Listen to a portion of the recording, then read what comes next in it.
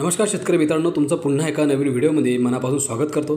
शेतकरी मित्रांनो, सोयाबीन उत्पादक शेतकरी, कापूस उत्पादक शेतकरी तसेच तूर उत्पादक शेतकरी या सर्व शेतकऱ्यांसाठी हमीभाव कधी मिळणार, या पिकांसाठी हमीभाव कधी मिळणार हे आतुरता लागलेली आहे। तसेच कर्जमाफी कधी होणार, पीक विमा कधी मिळणार हे संपूर्ण माहिती आपण व्हिडिओच्या माध्यमातून जाणून घेऊया। या सर्व योजनांची आणि घोषणांची जी आतुरता आहे ते शेतकऱ्यांना बऱ्याच दिवसांपासून लागलेली आहे। कारण कापसाला, सोयाबीनला आणि तुरीला पाहिजे तो योग्य भाव मिळत नाही आहे आणि सोबतच कर्जमाफी देखील सरकार करत नाही आहे आणि पीक विम्याचे पैसे देखील अजून शेतकऱ्यांच्या खात्यामध्ये जमा झालेले नाही आहेत। तर हे पैसे कधीपर्यंत जमा होतील, कर्जमाफी कधीपर्यंत होईल, सोयाबीनला, कापसाला आणि तुरीला भाव कधीपर्यंत वाढणार हे संपूर्ण माहिती आपण या व्हिडिओच्या माध्यमातून समजून घेऊयात। त्यामुळे तुम्ही व्हिडिओ पूर्ण बघा आणि आपल्या माझी माहिती या यूट्यूब चॅनलला तुम्ही अजून पण सबस्क्राईब केलं नसेल तर लवकरात लवकर सबस्क्राईब करून घ्या।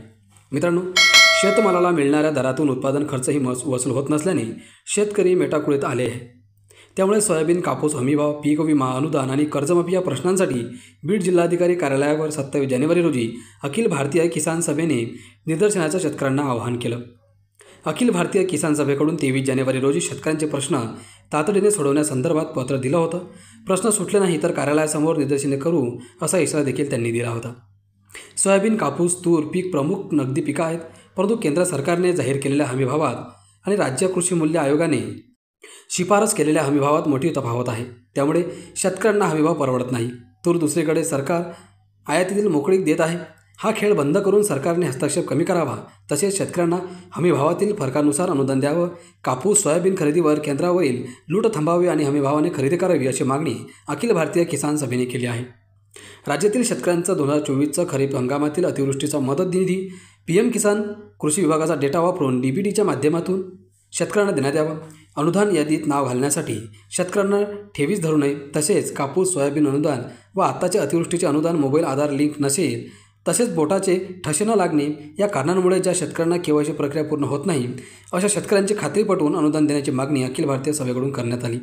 पीक विमा शेतकऱ्यांना मिळत नसल्याची शेतकऱ्यांची तक्रार आहे। त्यामुळे अखिल भारतीय किसान सभेने यावर आवाज उठवला आहे।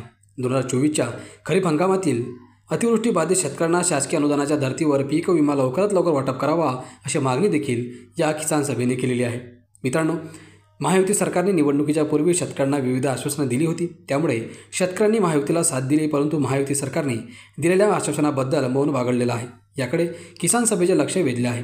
विधानसभा निवडणुकीत जाहीरनाम्यात देण्यात आलेल्या घोषणेप्रमाणे महायुतीने सर्व शेतकऱ्यांचं 3 लाखांपर्यंतचं पीक कर्ज आर्थिक वर्षाच्या अखेरीस माफ करावं, तसेच शेतकऱ्यांना कर्जमुक्त करावं अशी मागणी ही किसान सभेने केलेली आहे। तर मित्रांनो, ज्या किसान सभेने आता या आंदोलनाला सुरुवात केलेली आहे, नक्कीच या आंदोलनाच्या माध्यमातून या निदर्शनाच्या माध्यमातून शेतकऱ्यांना कर्जमाफी आणि त्यांच्या पिकांना योग्य तो हमीभाव केंद्र सरकार तसेच राज्य सरकार देण्याचा प्रयत्न करेल असे आपण गृहीत धरूयात। मित्रांनो, आजच्या व्हिडिओमध्ये इथेच थांबतो। परत भेटूयात पुढच्या व्हिडिओमध्ये काहीशीच महत्त्वपूर्ण माहिती घेऊन। धन्यवाद।